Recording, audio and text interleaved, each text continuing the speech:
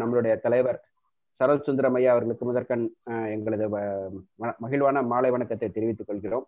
இன்றைக்கு ஸ்பெஷல் பார்த்தீங்கன்னா வேலூர்ல இருந்துட்டு நம்மளுடைய ஷௌரேஷ் கௌமார், கரெக்டா சார்? ஷௌரேஷ் கௌமார், ஓகே. எஸ்பி ஐயா அவர்கள் வந்திருக்காங்க. அவங்க வந்துட்டு ஆக்சுவலி இன்னைக்கு பார்த்தீங்கன்னா ஒரு ஸ்பெஷல், நமக்கு வந்து ஒரு ஸ்பெஷல் டாபிக், ஒரு புதுமையான பயிற்சியில நமக்கு கொடுக்க போறாங்க.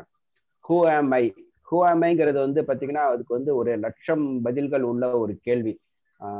ஜகம் ஜகமா சொல்லிக்கிட்டே இருக்கிற பதில். அதாவது ஆண்டாண்டு காலத்துக்கு முன்னாடி இருந்து இந்த கேள்வியை நிறைய பேர் சித்தர்கள் ஞானிகள்லாம் கேட்கிற ஒரு கேள்வி, ஹூ ஆம் ஐ அப்படிங்கிற ஒரு கேள்வி.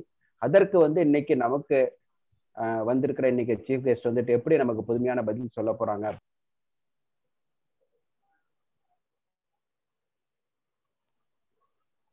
இந்த ப்ரோக்ராமுக்கு பார்த்தீங்கன்னா இந்த ப்ரோக்ராமுக்கு வழக்கம் போல் இன்னைக்கும் வந்துட்டு நிறைய பார்ட்டிசிபென்ட்ஸ் வந்திருக்கிறீங்க.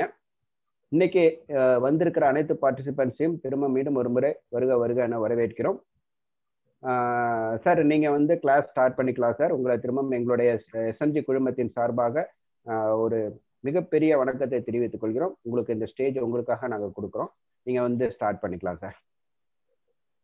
Okay, thank you sir. முதலில் சரல் சுந்தரம் சார் அவர்களுக்கு என்னுடைய பணிவான வணக்கங்கள். ஏன்னா நான் யூஸ்வலாக எந்த ஃபோரம்லேயும் அதிகமாக ட்ரைனிங் போகிறதில்ல, except we have our own training academy at Vellore insurance அகாடமின்ட்டு. ஸோ அந்த உறுப்பினர்களுக்காக மட்டும்தான் எங்களோட ட்ரைனிங் இருந்திருக்கு. மேபி இது 2-3 செஷனுக்கு அப்புறம் இது ஒரு அவுட் சைட் செஷன் நான் ஃபீல் பண்ணுறேன். But still it is our LIC family. So thank you for the opportunity.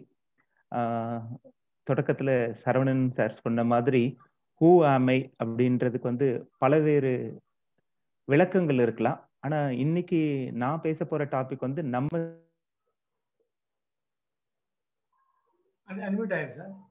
Sir யாரோ என்ன அன்மியூட் பண்ணிட்டே இருக்கீங்க. ஸோ கொஞ்சம் ஹோஸ்ட் தான் அன்மியூட் ஆகுறாங்க, கொஞ்சம் பார்த்துக்கோங்க. Okay, fine. ஸோ ஸ்ட்ரெயிட்டாவே நான் வந்து என்னுடைய சப்ஜெக்டுக்கு போறேன்.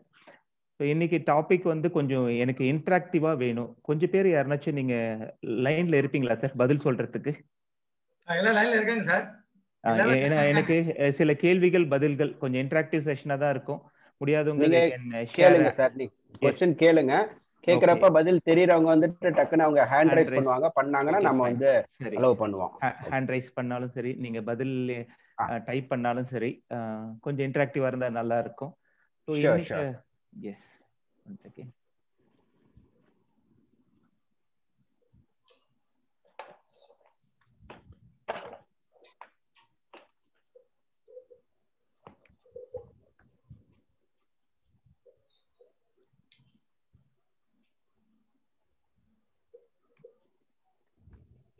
ஸோ இன்னைக்கான டாபிக் பார்த்தீங்கன்னா ஹூ ஆம் ஐ அப்படின்றது நான் வந்து பர்ஸ்பெக்டிவ்ல நிறைய விளக்கங்கள் இருக்கலாம். இது நம்மளுடைய தொழில் சார்ந்த கேள்வி. நம்ம யார், நம்ம தொழிலில் அப்படின்றது தான் இந்த கேள்வி. நம்ம அதுக்கு தகுந்த மாதிரி நம்ம எடுத்துட்டு இருக்கிற வேலைக்கு தகுந்த மாதிரி ஜஸ்டிஃபை பண்றோமா, நம்ம அதுக்கான விளக்கங்களையும் நம்மளோட வாழ்க்கையோட பொருளாதார முன்னேற்றத்துக்கும் நம்மளுடைய இந்த தொழிலை வந்து யூஸ் பண்ணிக்கிறோமா அப்படின்றது தான் இந்த கேள்வி. ஸோ இந்த கேள்வியில எண்ட் ஆஃப் த செஷன் கண்டிப்பா உங்களுக்கான ஆன்சரும் இருக்குன்றதுல எந்த சந்தேகமும் இல்லை.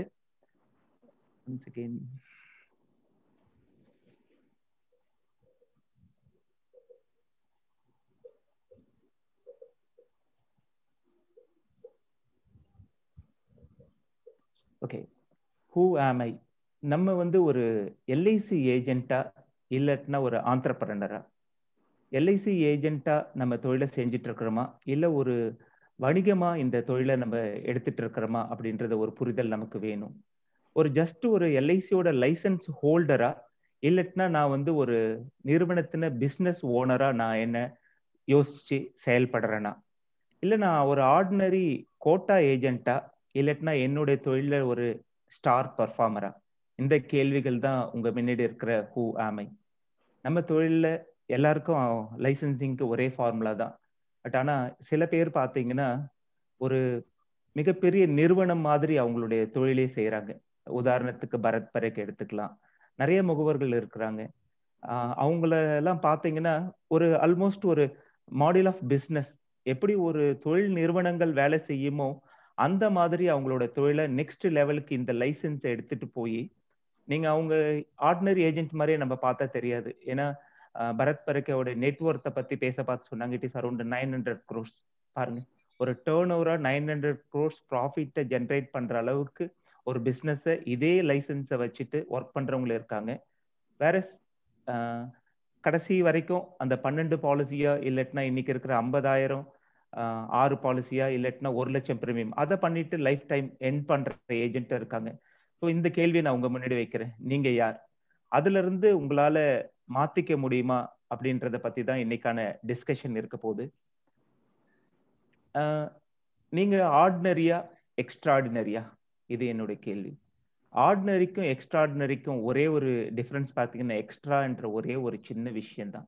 நீங்க ஆர்டினரிக்கு முன்னாடி EXTRA அப்படின்னு போட்டீங்கன்னா you will become an extraordinary person, ஒரு உன்னதமான நிலையை அடைஞ்சிடுவீங்க. ஆனா அதை ரீச் பண்ணாத எத்தனையோ பேர் கடைசி வரைக்கும் ஆர்டினரியாவே இருந்துட்டு போறதை நம்ம பார்க்க தான் செய்யறோம். 25 வருஷம் ஏஜென்சியில கடைசி வரைக்கும் கோட்டா ஏஜென்ட்டா இருந்துட்டு அதுலயும் எக்ஸம்டட் வாங்கிட்டு போறவங்களையும் பாக்குறோம். 5 வருஷம் ஏஜென்சி எடுத்துட்டு அதை அடுத்த லெவலுக்கு கொண்டுட்டு போறவங்க பாக்குறோம். என்ன இந்த வேறுபாடு? எதனால இந்த ஒரு சின்ன வேறுபாடு நமக்குள்ளே இருக்கு? எல்லாரும் ஒரே மாதிரி தான் இதை ஒரு அடிஷ்னல் இன்கம்காக இல்லை நம்ம வாழ்வாதாரத்துக்காக தான் ஸ்டார்ட் பண்றோம். பட் இந்த வேறுபாடு எங்கோ ஒரு விதத்துல நம்மளை மற்றவங்க கிட்ட இருந்து டிஃபரன்ஷியேட் பண்ணுது. ஸோ இதுக்கு 3 முக்கிய காரணங்களா நான் பாக்குறத இங்க எதிர்க்கேன். ஆர்டினரி டு எக்ஸ்ட்ரா ஆர்டினரியா நீங்க மாறணும்னா என்ன வேணும்? ஃபர்ஸ்ட் திங், எய்ம் ஏ கோல். ஏதோ ஒரு கோல், இலக்கு இல்லாத எந்த ஒரு செயலும் இந்த உலகத்துல நடைபெறதே இல்லை. ஈவன் நீங்க கிரிக்கெட் ஆட பார்த்து ஒரு பவுலருடைய கோல் என்னவா இருக்கும் அப்படின்னா அங்க ஆடுற அவரை அவுட் ஆக்குறது. அதுக்குதான் ஸ்டெம்ப் இருக்கும், அதுக்கானதான் அவரோட பவுலிங் எல்லா சிரத்தையும் அவர் எடுத்துட்டு அந்த பேட்ஸ்மேன் அவுட் ஆக்குறதுக்காக போடுவார். ஃபுட்பாலை பார்த்துட்டு இருப்பீங்க, விளையாட்டே கோல் தான். 2 கம்பம் இல்லை அப்படின்னா அங்க 11 22 பேருக்கு வேலையே இல்லை, எந்த இலக்கு இல்லாம ஆடுறதுக்கு ஒரு வாய்ப்பு இல்லை. அடுத்தது பிலீஃப், நம்மளுடைய நம்பிக்கைகள். 3வது கமிட்மெண்ட். இந்த ஒரு விஷயம் சாதாரண ஒருத்தரை நம்மளால எக்ஸ்ட்ரா ஆர்டினரி பர்சனா மாத்த முடியும். ஸோ இதுக்கு உங்களுக்கு கேள்விக்கு ஆன்சர் தெரிஞ்சா எனக்கு நீங்க பண்ணலாம். இவர் யாரு? யாருன்னா பதில் சொல்லலாம், ஆன்சர் போடலாம் நீங்க. இவர் யாரு?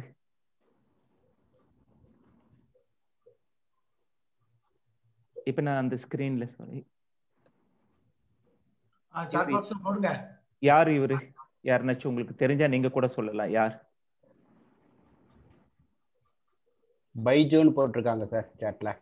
Correct, exactly. His name is Baiju Raveendran. Exactly, congratulation, சரியான ஆன்சர் சொன்னவர். தேங்க்யூ மிஸ்டர் ஜெய்கிருஷ்ணன், சரியான விளக்கம். பைஜு ரவிச்சந்திரன் இவருடைய பேரு. கேரளாவில் பிறந்து மலையாளத்துல படிச்சு மெக்கானிக்கல் இன்ஜினியர் முடிச்சு வேலை செய்ய பார்த்து அங்க இருக்கிற சக நண்பர்களுக்கு கேட் எக்ஸாம் ப்ரிப்பேர் பண்றதுக்கு உதவி இருக்கிறார். அந்த கேட் எக்ஸாம் ப்ரிப்பேர் பண்றதுல இவர்கிட்ட அட்டன் பண்ண எல்லாரும் கேட் எக்ஸாம் கிளியர் பண்றதை பார்த்துட்டு நண்பர்கள் எல்லாம் இவர் அப்ரிஷியேட் பண்ணியிருக்காங்க. என்ன எப்படின்னு அதுக்கப்புறம் அவர் என்ன பண்ணாரு அப்படின்னா ஒரு டீச்சர் டு ஆண்டர்பிரனர், ஒரு பைஜு என்ற ஒரு ஆப்பை, லேர்னிங் ஆப்பை ஸ்டார்ட் பண்ணாரு. இன்னைக்கு அதனுடைய மதிப்பு பார்த்தீங்கன்னா இவருடைய நெட்வொர்க் 53,000 கோடி. Youngest billionaire. ஃபர்ஸ்ட் டைம் ஒரு ஸ்டார்ட் அப்க்கு ஃபேஸ்புக்கோடைய ஓனர் இன்வெஸ்ட் பண்ணாருன்னா ஏஷியாவில் இவருடைய இதில் தான் இன்வெஸ்ட் பண்ணியிருக்காங்க. என்ன இவரை ஒரு ordinary teacher to extraordinary business மேனா ஆக்கி இருக்க காரணம் என்னவா இருக்கும்? ஒரு கோல். எந்த தொழில் எடுக்கிறோமோ அந்த தொழிலில் நம்ம ஒரு உன்னத நிலையினை அடையணுன்ற ஒரே ஒரு விஷயம்தான் இவரை அந்த இடத்துக்கு கொண்டு போயிருக்கு. இவர் யாரு? என்ன பதில் சொல்லாமே? யாருன்னா ஒருத்தங்க இதுக்கு பதில் சொல்லாமே? யாருக்குன்னா ஐடியா இருக்கா?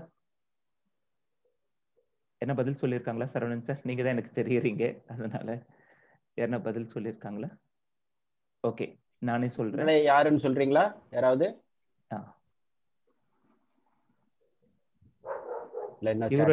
Okay fine. இவருடைய பேர் மகேந்திர சாமா. ரெட் பஸ்ன்னு கேள்விப்பட்டிருப்பீங்க. ரெட் பஸ் உடைய கிரியேட்டர் இவர் தான். இவர் ஆர்டினரியா ஒரு நாள் பெங்களூர்ல இருந்து ஹைதராபாத் ஒர்க் பண்ணிட்டு இருக்காரு, ரோட்டு ஓரத்துல நின்றுட்டு இருக்காரு. பஸ் நிறைய போயிட்டு இருக்கு, ஈவினிங்ல பஸ் பிடிக்கிறது வந்து அவ்வளவு கஷ்டமா இருக்கு. யோசிச்சு பார்த்துட்டே இருக்கிறாரு, இவ்வளவு பஸ்ஸுக்கு டிமாண்ட் இருக்கு, ஆனா ஜனங்க முண்டி அடிச்சுட்டு சீட்டுக்கு உட்காடுறாங்க, இதுக்கு என்ன பண்ணலான்ட்டு he created a ரெட் பஸ்ன்ற ஒரு ஆப் தான். he not owning any bus, அவர்கிட்ட எந்த பஸ்ஸும் இல்லை, ஆனா ஒரு ஆப். இன்னைக்கு இஸ் ஒர்த் ஆஃப் 18,000 crores, 18,000 கோடி. இது என்ன அப்படின்னா அகைன் இட்ஸ் எ கோல்.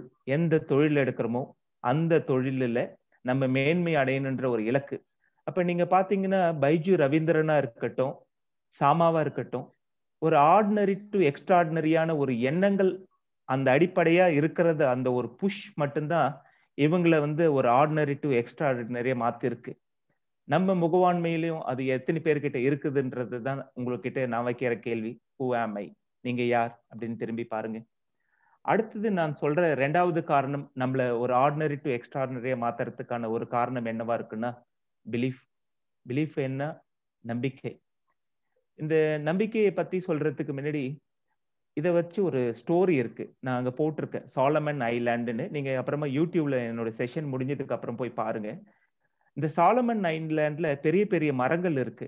மரங்களை வெட்டுறதுக்கு அந்த மக்கள் என்ன பண்றாங்க, அது தீவோட மக்கள் அந்த மரத்துக்கிட்ட போய் நின்று எதிர்மறையான வாசகங்களை அதுக்கு சொல்லிட்டே இருக்காங்க. நீ உதவாத மரம், நீ விழுந்துருவ, நீ எதுக்கு உதவ மாட்ட அப்படின்னு சொல்ல சொல்ல ஒரு மாசத்துக்கு அப்புறம் பாத்தீங்கன்னா அந்த மரம் முறிஞ்சு விழுந்துடுது. இதை வந்து ரிப்ளீஸ் பிலீவ் இட் ஆர் நாட்ல வீடியோ ரெக்கார்டிங் பண்ணி போட்டிருக்காங்க. அப்ப நம்ம சொல்ற அந்த நம்பிக்கையான வார்த்தைகள் வந்து ஒரு மரத்தையே நெகட்டிவான தாட் ப்ராசஸ் பாத்தீங்கன்னா சரிச்சு கீழே வைக்குது. நான் ஒரு வாரத்துக்கு முன்னாடி படிச்சுட்டே இருந்தேன். வீட்டுல ஒரு பூந்தோட்டம் இருக்குன்னா நீங்க நிறைய பூச்செடி வச்சிருப்பீங்க, அதுக்கு தண்ணி ஊத்த பார்த்து என்ன சொல்றாங்கன்னா, நீங்க வந்து ஒரு அழகான பூ பூக்க போற, எங்க வீட்டுக்கு மலர் கொடுக்க போற அப்படின்னு நீங்க சொல்லி சொல்லி தண்ணி ஊத்த அந்த மலர் தோட்டமே பூத்து குலுங்கன்றாங்க. அப்ப நம்மளுடைய நம்பிக்கைகள் தான் ஒருத்தங்களை வாழ வைக்கிறதும் வீழ வைக்கிறதும்.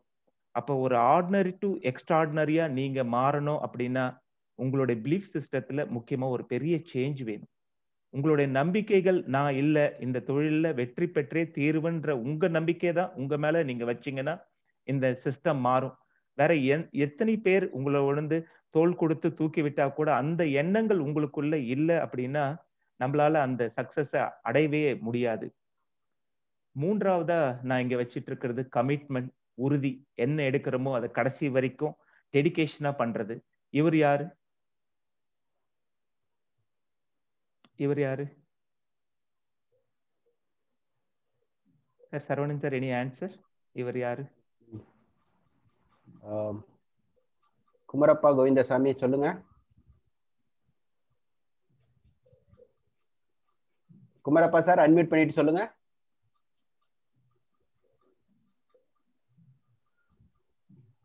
சரி, நேரத்தை அவரு டைப்பிங் கூட பண்ணலாம், ஒன்றும் பிரச்சனை இல்லை. ஓகே, குமரப்பா கரெக்டா சொல்லியிருப்பதா நான் நம்புறேன். இவர் வந்து கேப்டன் கோபிநாத். இவரை பேஸ் பண்ணி தான் இப்ப சூரரை போற்று அப்படின்னு ஒரு படம் வந்தது. அந்த படத்தோடைய மூல நாயகன் யாரு அப்படின்னு பாத்தீங்கன்னா கேப்டன் கோபிநாத். இவர் பாத்தீங்கன்னா கர்நாடகாவில் மூலையில ஒரு சின்ன ஒரு வில்லேஜ்ல அப்பா அம்மா 2 பேரும் டீச்சர், அவங்க கிட்ட இருக்கிறாரு. வெளியில வராரு, இந்தியன் ஆர்மியில சேர்றாரு. அங்க இருக்கிறதுல ஒரு இன்ட்ரெஸ்ட் அவருக்கு இல்லை. வாழ்க்கை அவர் ஏதோ ஒரு விஷயங்கள் சாதிச்சே தீரணும் நகர்த்துது. அந்த படம் பார்த்துருந்தீங்கன்னா உங்களுக்கு தெரிஞ்சிருக்கும். ஒரு நாள் அவர் ஃபாதருக்கு உடம்பு சரியில்லை, அதுக்கு டிக்கெட் எடுக்க ஃபிளைட்டுக்கு காசு இல்லை. வந்து நிக்க பார்த்தா அவர் யோசிக்கிறாரு, ஏதோ ஒரு காரணம் வாழ்க்கையை மாத்தி போடுது. என்னன்னா நம்மள மாதிரி எவ்வளவு பேர் காசு இல்லாம கடைசி நேரத்துல பயணங்கள் மேற்கொள்ளுவாங்க. அப்ப அவங்களுக்கு நம்ம எந்த மாதிரி உதவ போறோம்ட்டு அவர் ஆரம்பிச்சதுதான் டெக்கான் ஏவியேஷன். அந்த படம் வந்து உண்மையாலுமே ஒரு பார்க்காதவங்க கண்டிப்பா பார்க்க வேண்டிய ஒரு படம். வாழ்க்கையில ஒரு தீர்மானமா ஒரு ஆள் இருந்துட்டா எந்த தடைகள் வந்தாலும், அது அரசாங்கத்தின் மூலமாவோ நம்மளை சுத்தி இருக்கிற மனிதர்கள் மூலமாக பொருளாதாரத்தின் மூலமாகவோ எது வந்தாலும் அந்த தடைகள் எல்லாம் உடைச்சிட்டு வாழ்க்கையோட உச்சத்தை தொடைய முடியுன்றத அந்த படம் நிரூபிச்சிருக்கும். அதனுடைய காரணக்கர்த்தா யாருன்னு பாத்தீங்கன்னா கேப்டன் கோபிநாத். இன்னைக்கும் அவர் பாத்தீங்க அப்படின்னு உதான் ஒரு சென்ட்ரல் கவர்மெண்டோட ஸ்கீம்ல ரூரல் பிளேசஸ் லைக் வெள்ளூர்ல கூட இப்போ ஒரு ஏர்போர்ட் வந்துட்டு இருக்கு. அதுக்கெல்லாம் விஷனரி யாருன்னு பாத்தீங்கன்னா கேப்டன் கோபிநாத்.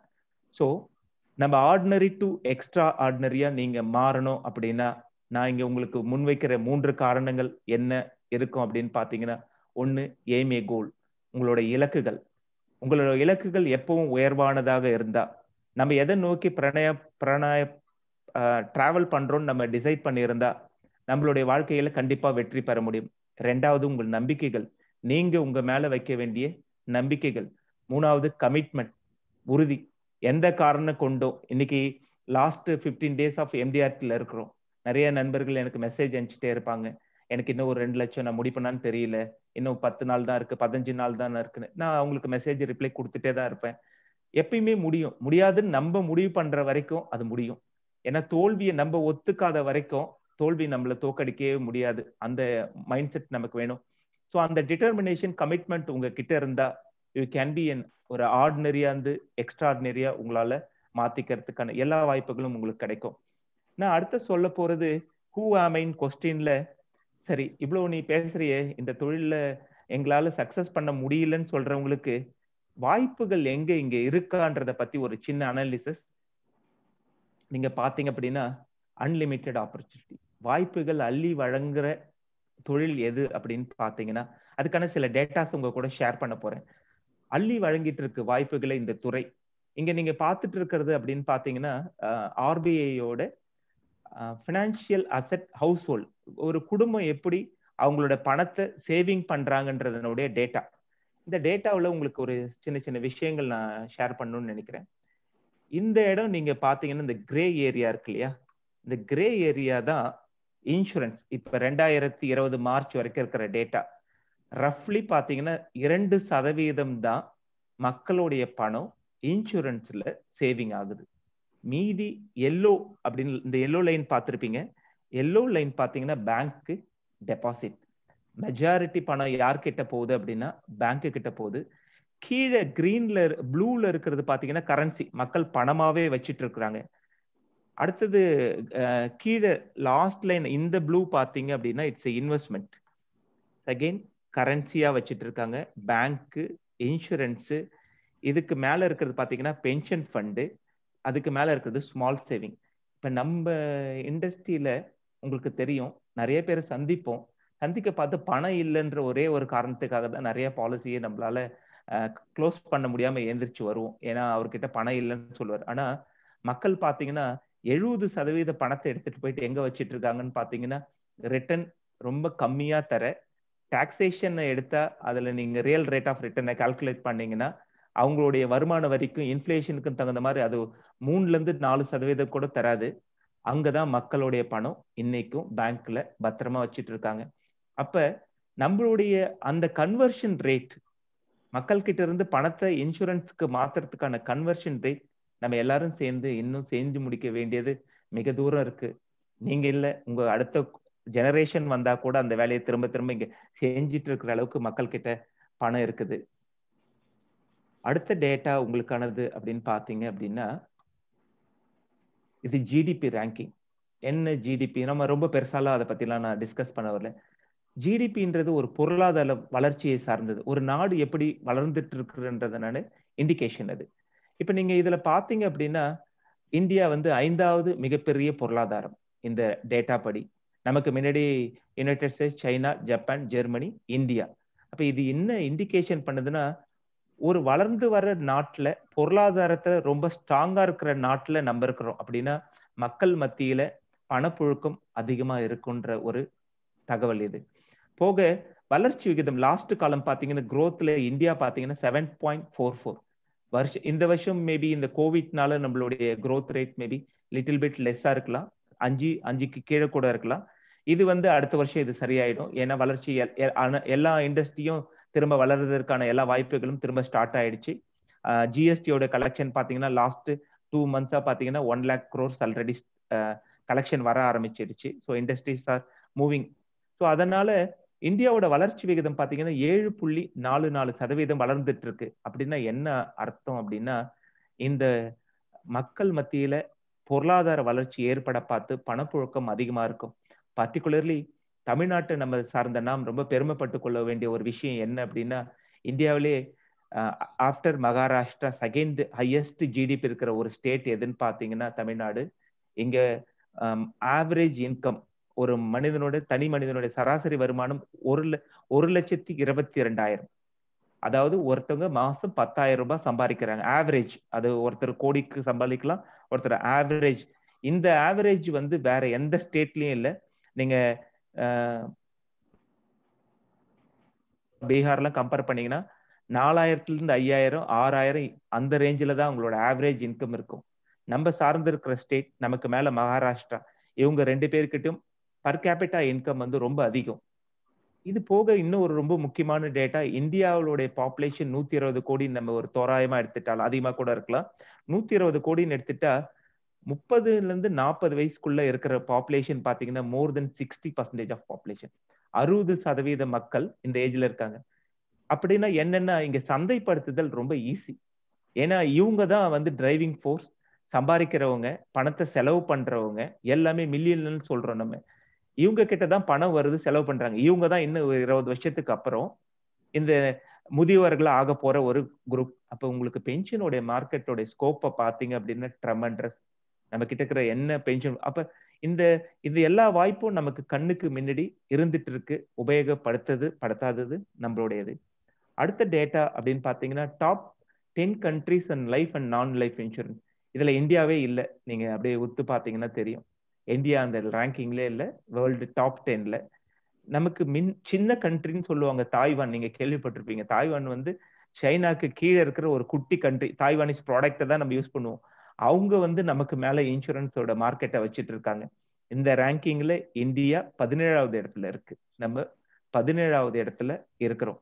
அப்ப பாத்தீங்கன்னா, ஆனா ஒரு பெருமைப்பட வேண்டிய ஒரு விஷயமும் இந்த டேட்டால இருக்கு. வருஷத்துக்கு 13% இன்சூரன்ஸ் இண்டஸ்ட்ரி இந்தியாவில் வளர்ந்துட்டு இருக்கு. வருஷத்துக்கு 13%.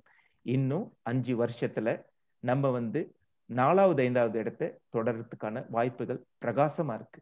அப்படின்னா நீங்க இன்னைக்கு 1 லட்சம் ரூபாய் கமிஷன் ஏர்ன் பண்ற ஒரு முகவரா இருந்தா 5 லட்சம் ரூபாய் கமிஷனுக்கான வாய்ப்புகள் உங்க கண்ணுக்கு எதிர்க்க வரப்போகுது. 13% வளர்ச்சியை நம்ம every year on year attain பண்ணிட்டு இருக்கிறோம். இன்சூரன்ஸ் இண்டஸ்ட்ரி தான் ஃபாஸ்டஸ்ட் க்ரோவிங் இண்டஸ்ட்ரி. ஒரு 4 months இந்த லாக்டவுன் பீரியட்ல பிரைம் மினிஸ்டர் வந்து யூஎஸ் கவுன்சில் பிசினஸ்ல பேசிட்டு இருக்க பார்த்து சொன்னாரு, இன்சூரன்ஸ் துறையில வந்து முதலீடு செய்யுங்க. ஏன்னா அது 13ல இருந்து 14% வருட வளர்ச்சி கொடுத்துட்டு இருக்கிற ஒரு இண்டஸ்ட்ரின்னு. அதனாலதான் அந்நிய முதலீட்டை நம்ம அதுல அட்ராக்ட் பண்றதுக்காக தான் 100%லாம் சில ரீஇன்சூரன்ஸ் எல்லாம் பாத்தீங்கன்னா 100% ஓபன் பண்ணிட்டாங்க. வாய்ப்புகள் அதிகம். பணம் போட்டு தொழில் செய்பவர்களுக்கு மிகப்பெரிய சந்தை இது. அப்ப நீங்க அந்த சந்தையில ஒரு ஆளா உட்கார்ந்துட்டு இருக்கீங்க. உங்க பக்கத்துல இப்ப பாத்தீங்கன்னா நிறைய உங்க வீட்டை சுத்தி செல்போன் கடைங்க இருக்கும் நிறைய. ஏன் இப்ப பசங்க செலவு பண்ற விதம் பார்த்தீங்கன்னா மொபைல் ரீசார்ஜ், எலக்ட்ரானிக் குட்ஸ். அது மாதிரி அந்த இண்டஸ்ட்ரி எவ்வளவு ஃபாஸ்டா க்ரோ ஆகுதோ அது மாதிரி இன்சூரன்ஸ் இண்டஸ்ட்ரியும் க்ரோ ஆக போகுது. இன்னும் ஒரு 5 வருஷத்துல பாத்தீங்கன்னா நம்ம வந்து வேர்ல்டுல 5th ரேங்கிங் வரப்போறோம். அப்ப இதனுடைய ஸ்கோப் எப்படி இருக்குன்னு பாருங்க. அதுல சார்ந்த நம்மளுடைய வாழ்க்கை எப்படி மாறப்போகுது பாருங்க. கரெக்ட்.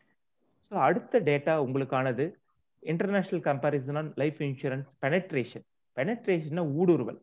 ஒரு வருஷத்துக்கு ஏன் நீங்க பழைய ரெக்கார்ட்ஸ் எடுத்து பாத்தீங்கன்னா தெரியும். மல்ஹோத்ரா கமிட்டி 2000ல ரெக்கமெண்டேஷன்ல என்ன சொன்னாங்க, 50 வருஷமா 40 வருஷமா அப்ப 40 வருஷமா இன்சூரன்ஸ் இண்டஸ்ட்ரியில எல்ஐசியோட பெனட்ரேஷன் ரொம்ப கம்மியா இருக்கு.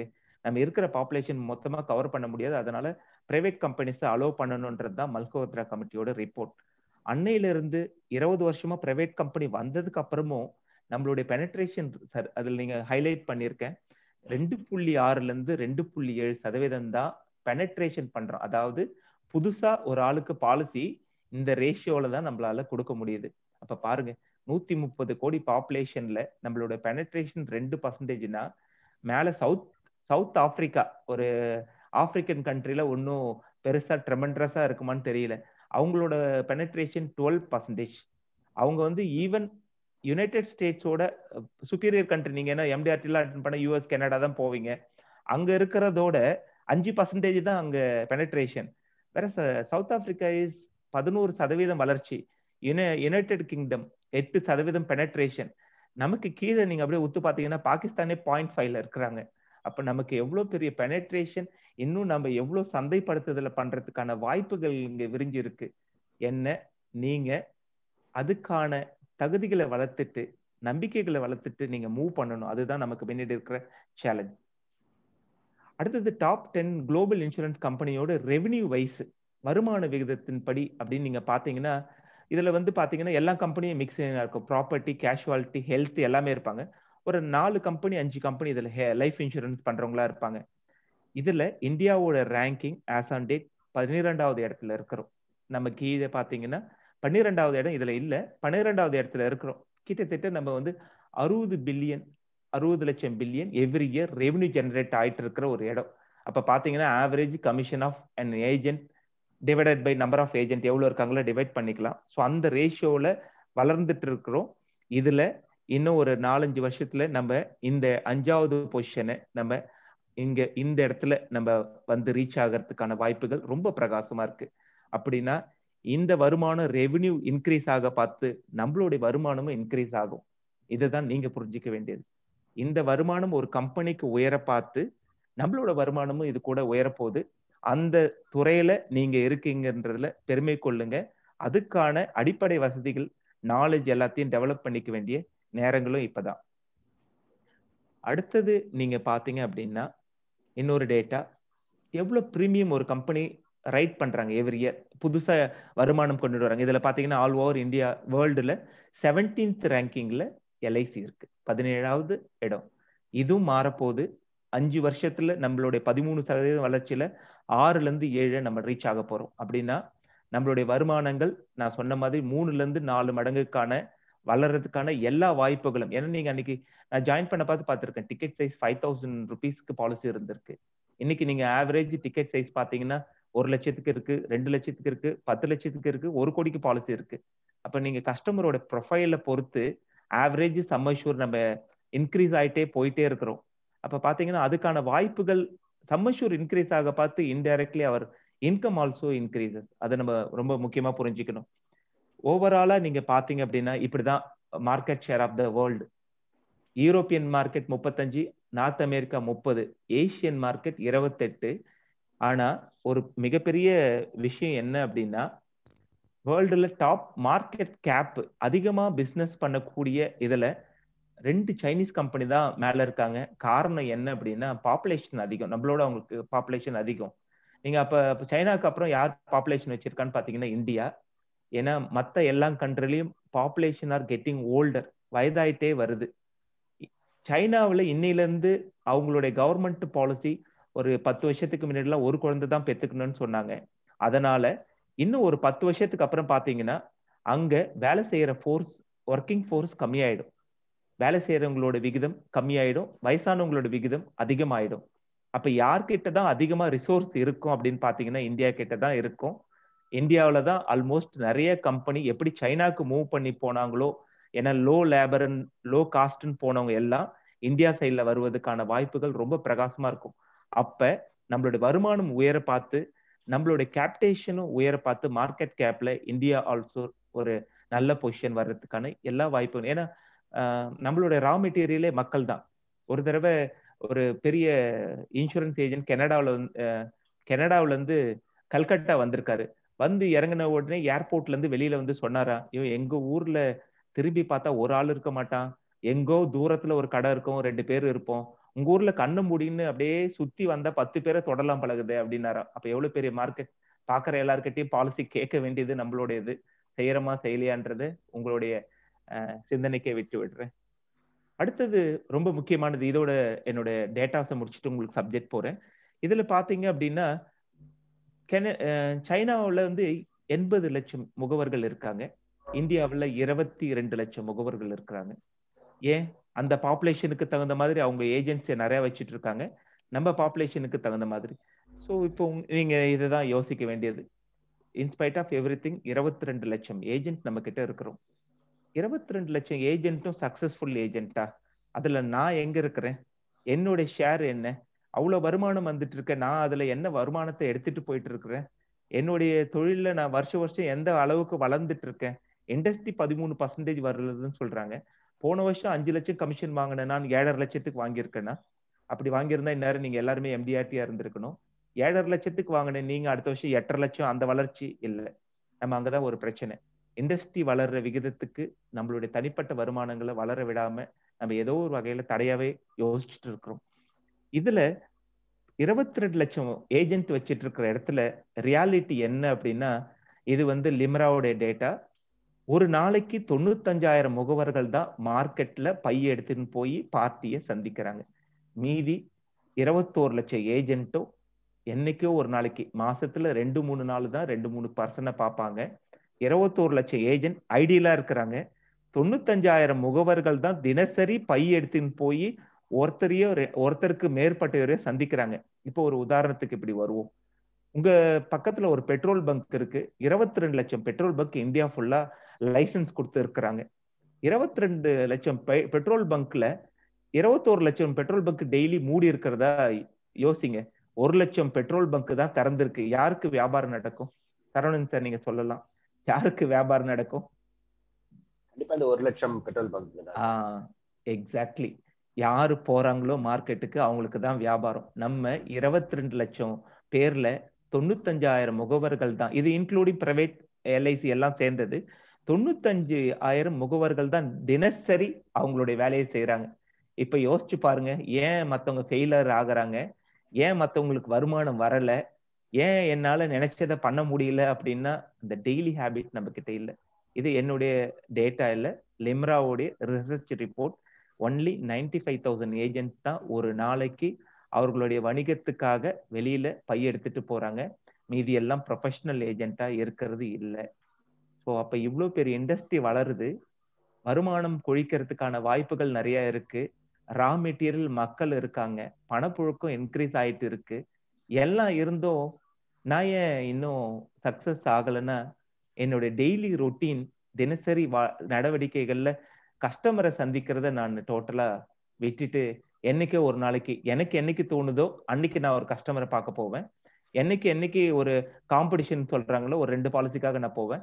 எனக்கு என்னைக்கு கிளப் மெம்பருக்கு வேணுமோ அன்னைக்கு நான் போவேன். ஆனா நான் தினசரி எல்லாம் போக மாட்டேன்னு அடம்பிடிச்சிட்டு உட்கார்ந்துட்டு இருக்கிற 21 லட்சம் முகவர்கள் இந்த வணிகத்துல இருக்கிறோம். இதுதான் காரணம். ஸோ எங்க மாறுபடுறோம்னா இதுதான். அப்ப இன்னொரு நான் உங்களுக்கு ஒரு புரியறதுக்கு, உங்க பக்கத்துல ஒரு காய்கறி கடை இருக்கு. தினசரி நீங்க எல்லாம் அங்கதான் போய் காய்கறி வாங்குவீங்க. இந்த காய்கறி கடைக்காரரு ஒரு 3 நாள் ஊருக்கு போறதா முடிவு பண்றாரு. உங்ககிட்ட சொல்றாரு, ஒரு 3 நாளைக்கு நான் ஊருக்கு போறேன், நான் வந்துருவேன் அப்படின்னு சொன்னா, நீங்க அந்த 3 நாளைக்கு சரவணன் சார் நீங்க சொல்லுங்க, அந்த 3 நாளைக்கு காய்கறி நீங்க முன்னாடி வாங்கி வச்சுக்கீங்களா, தேவைப்பட்டா ஒரு 2 தெரு தள்ளி போய் வாங்கிப்பீங்களா? தேவைப்படுறப்ப போய் வாங்கிக்குவேன் சார். வாங்கிப்பேன். அவரு சொல்லாம கொள்ளாம ஒரு மாசம் கடையை மூடிட்டு போயிட்டாருன்னு வச்சுங்களேன். நீங்க அவர்கிட்ட ஒரு 15 வருஷம் வாடிக்கையாளரா இருந்தீங்க. அவர் ஆனா ஒரு மாசம் எதுவும் சொல்லல, மூடிட்டு போயிட்டாருன்னா நீங்க என்ன பண்ணுவீங்க? பக்கத்துல வேற யாரு கடை நல்ல கடை திறந்து இருக்காங்க அப்படின்னு பார்த்துட்டு அங்க போய் வாங்கிக்கிறாங்க. Super, correct. யாரு அடுத்த கடை இருக்கோ அங்க போயிடுவீங்க. இதுதான் நடக்குது. நம்ம ஏஜென்சி எடுக்க பார்த்து நம்ம பண்றோம். நீங்க போகாத பார்த்து பண்ணிட்டு இருக்கிற ஏஜென்ட் அந்த பிசினஸை வாங்கிட்டு போயிட்டு இருக்கிறாரு. ஏன்னா எந்த கஸ்டமரும் இவர் வருவாருன்னு வெயிட் பண்ண போறது இல்லை. அவங்களுக்கு வாய்ப்பு வேணும்னு பார்த்து யூஸ் பண்ணிக்க ஏஜென்ட் இருக்காங்க. அந்த 95,000 பேர் எப்பயும் பையோட சுத்திட்டு இருக்காங்க. அவங்க போவாங்க, உங்க கிளைண்ட் அவங்க டேப் பண்ணிட்டு அவங்க போயிடுவாங்க. நீங்க அந்த மார்க்கெட்டை விட்டுடுவீங்க. இதான் நடந்துட்டு இருக்கு. ரெகுலாரிட்டி இல்லாம போறதுனால நம்ம நிறைய வணிகத்தை இழந்துட்டு இருக்கிறோம். யாரு ரெகுலரா இருக்காங்களோ, மார்க்கெட்ல பிரசன்ஸ் இருக்காங்களோ, அவங்க ப்ரொஃபஷனலா மாறிடுறாங்க. நீங்க எங்க இருக்கீங்க? உங்களுடைய நடவடிக்கை என்னன்றத உங்களுடைய சிந்தனைக்கே விட்டுடுறேன். இதுல வெற்றி பெறணும்னா என்னதான் வேணும் அப்படின்னா 2 தான், ரொம்ப பெருசா வேணாம். வில் அண்ட் ஸ்கில்னு சொல்லுவாங்க. வில்லுனா விருப்பம், ஸ்கில்லுனா திறமை. இது ரெண்டும் ஒருத்தர்கிட்ட ஒருங்கிணைந்து இருந்தா எந்த தொழில் மட்டும் இல்ல, எந்த தொழிலையும் வெற்றி பெறலாம். நான் பார்த்திருப்பேன், நிறைய ஏஜென்ட் பயங்கர நாலேஜ், எந்த ட்ரைனிங்கும் விட மாட்டாரு. அங்க 10,000 கட்டி ட்ரைனிங் போனா போவாரு, இங்க 2,000 கட்டி போனா போவாரு, சாஃப்ட்வேர் வாங்குவாரு, அப்டேட் பண்ணிப்பாரு, எல்லாம் இருப்பாரு. Technically he was sound. ஆனா பை எடுத்துட்டு டெய்லி போய் 2 கஸ்டமரை பார்க்கணுன்ற அந்த விருப்பம் இல்லை அப்படின்னா அவரால் வெற்றி பெறவே முடியாது. நிறைய பேர் நீங்க பார்த்திருப்பீங்க. அவருக்கு எல்லா நாலேஜும் இருக்கும். பினான்சியல் மார்க்கெட்டை பத்தி பேசணும்னு ஆரம்பிச்சீங்கன்னா அவர் பல கதைகள்லாம் சொல்லுவாரு. ஆனா அவரு ஏன் வெற்றி பெறலைன்னா விருப்பம். வில்லும் இருக்கணும், ஸ்கில் இருக்கணும். சில பேர்கிட்ட வில் இருக்கும், விருப்பம் இருக்கும். ஸ்கில் இருக்காது, ஆனா பாத்தீங்கன்னா வெற்றி பெற்றுருவோம். எங்க அலுவலகத்துல நிறைய ஏஜென்ட்டை பார்த்திருக்கேன். அவருக்கு வந்து பெரிய நாலேஜ் இருக்காது, லேப்டாப் யூஸ் பண்ண தெரியாது, மொபைல் கூட யூஸ் பண்ண மாட்டாரு, பழைய மாதிரி புக் வச்சிட்டு இருப்பாரு. ஆனா 300 பாலிசி வருஷத்துக்கு பண்ணிட்டு இருப்பார். ஏன்னா அவர்கிட்ட அந்த ஹேபிட் இருக்கு. தினசரி 4 பேரை போய் பார்க்கணும், இன்சூரன்ஸை பத்தி சொல்லணும், அவங்க கேட்கிற சர்வீஸை பண்ணணும். அந்த வேலையில அவர் ஒரு நாள் கூட தவறல. அந்த வில்லிங்னஸ் ஒண்ணு அவரை எந்த லெவலுக்கு வேணாலும் கொண்டுட்டு போயிட்டு இருக்கு. அப்ப ஒரு முகவர் சக்சஸ் ஆகணும் அப்படின்னா வில் அண்ட் ஸ்கில், விருப்பமும் திறமையும் ஒருங்கே இருந்தால் நீங்க என்ன நினைக்கிறீங்களோ அந்த வெற்றியை உங்களால எந்த நேரத்திலையும் அடைய முடியும்.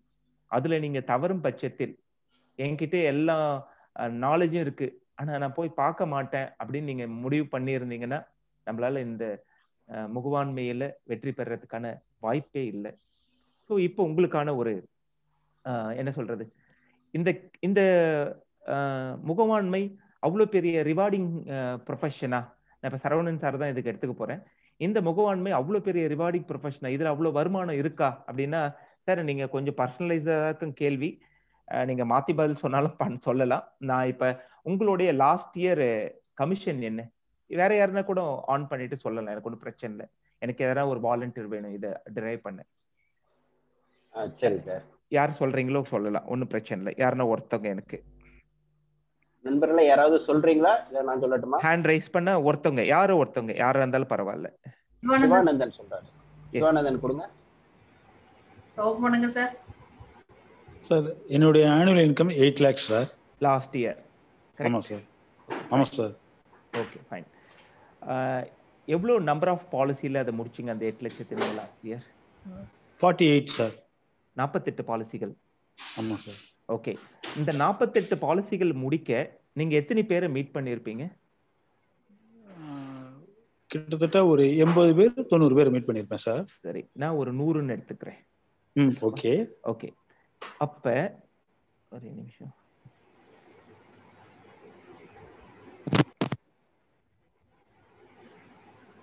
உங்களுடைய கால்குலேட்டர் யூஸ் பண்றேன். உங்களோட ஆவரேஜ் இன்கம் பர் பாலிசி 8 லட்சம் டிவைடட் பை 100, கரெக்ட்டுங்களா? ஆமா சார். நீங்க 100 பேர் பாத்தீங்க. அப்ப ஒரு மீட்டிங்ல நீங்க வருமானம் ஈட்டினது வந்து 8000 ரூபாய், கரெக்ட்டுங்களா சார்? Yes sir. சரி, நீங்க எந்த ஊர் சார்ந்தவர் சார்? துறையூர் சார், திருச்சி பக்கத்துல. திருச்சி பக்கத்துல. அங்க வந்து எந்த ப்ரொஃபஷன், ஒரு டாக்டரோ, லாயரோ, ஒரு ஆர்கிடெக்டோ, என்ஜினியரோ, யார் ஒரு கிளைண்ட்டை பார்த்தா ஒரு மீட்டிங்க்கு 8000 ரூபாய் ஒரு டாக்டர் எடுத்துப்போமே, அவர் தான் நம்ம. அங்க ஒரு டாக்டர் நீங்க பாக்குறீங்கன்னா ஒரு தடவை ஒரு அப்பாயின்மெண்ட் போயிருந்தீங்கன்னா எவ்வளவு சார்ஜ் பண்றாரு சார்? இப்படி 200 ரூபாய் வெளியில வரப்ப அந்த பொண்ணு வாங்கிக்கும் சார், வெளியில இருக்க பொண்ணு. இல்ல 200, 500, 1000, மும்பைல கூட 2000 வச்சுப்போம். அந்த டாக்டருக்கு 8000 ரூபாய் ஒரு கிளைண்ட்டை மீட் பண்றதுக்கு வருமானம் கிடைக்குதா?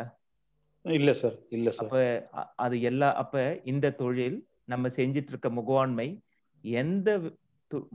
எந்த தொழிலையோட அதிகமான ஒரு வருமானம் தர ஒரு தொழில். நீங்க பாருங்க, நான் இது என்னோட இதுல இருந்து டிரைவ் பண்ணல, திரு சிவானந்தன் சார் தான் 8 லட்சம் அவரோட கமிஷன், 48 பாலிசில பண்ணிருக்காரு. அவர் மீட்டிங் 100 பேரை பார்த்திருக்காரு.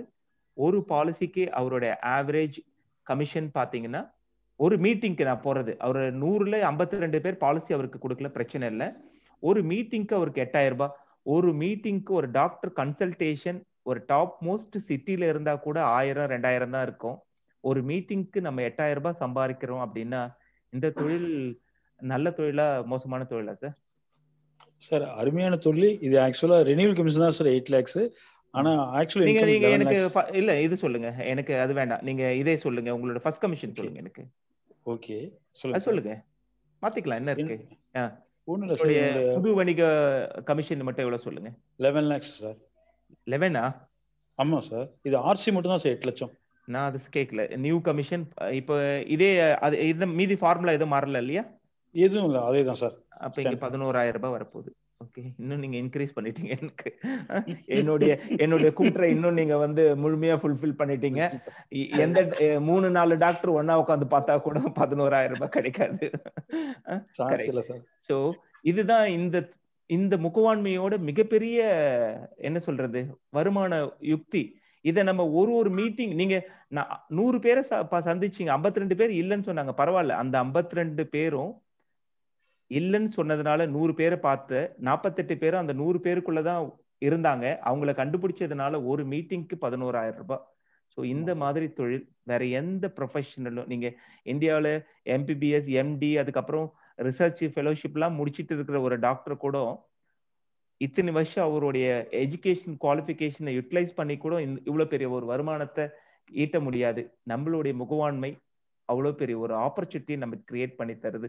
இதை நீங்க தயவுசெய்து முழுமையா புரிஞ்சுக்குங்க. அடுத்தது நான் ஒண்ணு வரேன், வேற ஒருத்தர் யாருன்னா எடுத்துக்கலாம். ஸோ இவ்வளவு சொல்றேனே, அப்ப என்ன பண்ணணும் அப்படின்னு நீங்க கேட்டீங்கன்னா நான் சொன்னதான் எய்ம் ஏ கோல். ஃபர்ஸ்ட் உங்களுடைய மந்த்லி டார்கெட்டை ஃபிக்ஸ் பண்ண கத்துக்குங்க. இந்த மாசம் இந்த வருஷம் என்ன எனக்கு வேணும்ன்றத நீங்க வருஷத்துடைய ஸ்டார்டிங்லயும் எவ்ரி மந்த் 1ஆம் தேதி அன்னைக்கு நீங்க முடிவு பண்ணிட்டு ஒர்க் பண்ணணும். எனக்கு இதுக்கு ஒரு வாலண்டியர் வேணும், ஏன்னா நம்ம இதுக்கு அவங்களுக்கு ஒரு ஒர்க் அவுட் பண்ணி சொல்லலாம். யாருன்னா ஒருத்தவங்க.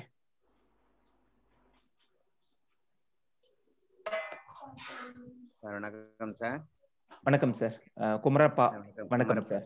எஸ் சார், உங்களுக்கு இந்த மாசம் ஜனவரியில எவ்வளவு கமிஷன் வேணும்னு நீங்க எதிர்பார்க்கறீங்க? கமிஷன் வந்து நான் எதிர்பார்க்கறது வந்து 4,25,000 சார். 4,25,000 புது வணிக இல்லையா? Okay fine. உங்களோட இது ஒரு ஆவரேஜா எவ்வளவு ஒரு பர் பாலிசி நீங்க கமிஷன் இது பிரீமியம் கலெக்ட் பண்றீங்க? பிரீமியம் ஆவரேஜா இயர்லி வந்து 12,000 or 24,000 சார் மினிமம். 12,000 24,000 நான் என்ன எடுத்துக்கலாம்? 12,000 எடுத்துக்கிறேனே. எதுக்கு? 12 எடுத்துங்க சார். 12,000 ரூபாய். கரெக்ட். இப்ப ஒரு பாலிசி உங்களோட இது 12,000 ரூபாய் நீங்க பாக்குறீங்க, கரெக்டா? 12,000க்கு 35% கமிஷன், கரெக்ட்டுங்களா? Correct sir. அப்ராக்சிமேட்லி 4,000 வரும் சார். 4,200. ஓகே, 4,200 ரூபாய். அப்ப நீங்க எத்தனை பேரை பார்த்தா உங்களுடைய பாலிசியை க்ளோஸ் பண்ணீங்க? 10 பேரை பார்த்தா எத்தனை பேர் உங்களுக்கு பாலிசி எடுக்கிறாங்க? 6 பாலிசி வரும் சார். 6 வரும். 6. ஸோ இப்போ நான் என்ன பண்றேன், உங்களுக்கு number of policy to close இந்த 4,200க்கு நீங்க 100 பேரை பார்க்கணும் ரஃபா, கரெக்டா? ஆமா சார். நீங்க என்ன சொல்றீங்கன்னா 6 சொல்றீங்க. 6 பேரை பார்த்தா ஒரு அப்ப 160 பேரை நீங்க பார்த்தா 100 பாலிசி உங்களுக்கு வரும், கரெக்டா? ஆமா சார். அப்ப ஒரு மாசத்துக்கு நீங்க நியூ சேல்ஸ் மீட்டிங் 160 பண்ணணும் பர் டே. 160/30 போட்டீங்கன்னா ஒரு நாளைக்கு 5.33. நான் புரிதலுக்காக 6 ஆக்கிக்கிறேன். ஒரு நாளைக்கு நீங்க 6 பாலிசி ஹோல்டர் மீட் பண்ணீங்கன்னா 160 பேரை இந்த மாசம் ஃபுல்லா பாத்தீங்கன்னா நீங்க சொன்னதுபடி 100 பாலிசி உங்களால க்ளோஸ் பண்ண முடியும். ஒரு பாலிசியோட ஆவரேஜ் கமிஷன் 4,200 ரூபாய் அப்படின்னா டோட்டலா இந்த மாசம் 4,25,000. நாளையில இருந்து நீங்க 6 பேர் பார்க்க முடியுமா? முடியாதா? முடியும் சார். டெய்லி பார்த்துட்டு தான் சார் இருக்கு. அப்போ நீங்க சொன்னதுதான், நீங்க 4,25,000 கமிஷன் வேணும்னு நீங்க முடிவு பண்ணீங்க அப்படின்னா நீங்க பண்ண வேண்டியது 6 பேரை தினசரி பார்க்கணும். இதுல நீங்க சொன்ன 12,000 பிரீமியம் தான் எடுத்திருக்கேன். ஒருவேளை 24,000 பிரீமியம்னா 3 பேரை பார்த்தா போதும். ஆக்சுவலி 24,000 பிரீமியம் அப்படின்னா 3 பேரை நீங்க போய் பார்த்தா போதும் அந்த கமிஷன். இது வந்து ஒரு மேஜிக்லாம் இல்ல. என்ன இத மாதத்தோட முதல்ல நம்ம டிசைட் பண்ண மறந்துடுறோம். நம்ம எங்க போறோம், என்ன இலக்கு வேணும்ன்றத இதேதான் இயர்லிக்கு ஒரு டார்கெட் வச்சுக்கணும். இத நீங்க மைண்ட்ல மந்தோட ஸ்டார்டிங்ல இந்த மாசம் நீங்க 4 லட்சம் ஃபர்ஸ்ட் கமிஷன் வாங்கினீங்கன்னா ஒரு வருஷத்துல 48 லட்சம் கமிஷன். நீங்க சிஓடியை முடிச்சிட்டு இருப்பீங்க சார். சிஓடியை முடிச்சிட்டு டிஓடிக்கு ரெடி ஆயிட்டு இருப்பீங்க, கரெக்டா? கண்டிப்பா சார். சோ எத்தனையோ பேர் சிஓடி டிஓடி எல்லாம் கனவாவே வச்சிட்டு இருக்காங்க. ஒண்ணுதான் சார். எம்டிஆர்டிக்கு இது கனவுலதான் இந்த 4,25,000 கேட்டிருக்கேன் சார். கரெக்ட். நீங்க 4,25,000 கேட்டீங்கன்னா எம்டிஆர்டில நிக்க மாட்டீங்க சார், சிஓடில நிப்பீங்க, கரெக்ட்? அப்படிங்களா? Thank you sir. இல்ல நீங்க பாருங்க, நான் ஒன்னும் இதுல மேஜிக் ஃபிகர் போடல. 4,25,000 உங்களோட டார்கெட் அடுத்த ஜனவரியில கேக்குறீங்க. நீங்க 160 பேரை பாத்தீங்கன்னா 100 பாலிசி க்ளோஸ் பண்றீங்க.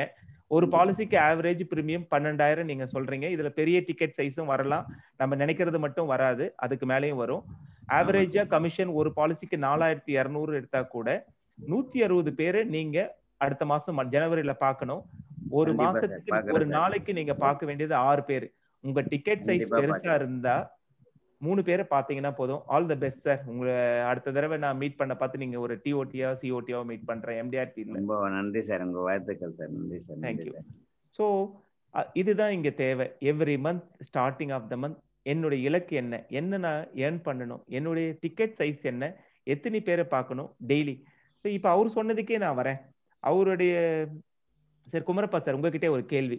இப்போ நீங்க இதை உங்களுடைய டிக்கெட் சைஸை இன்க்ரீஸ் பண்ண முடியுமான்னு பார்க்கலாம். பிரீமியத்தை ஒரு நீங்க கேஸ் ரேட் ஒரு மாசத்துக்கு ஆவரேஜா எத்தனை பாலிசி லாஸ்ட் இயர் பண்ணீங்க sir? Kumarappa sir. Hello Kumarappa sir.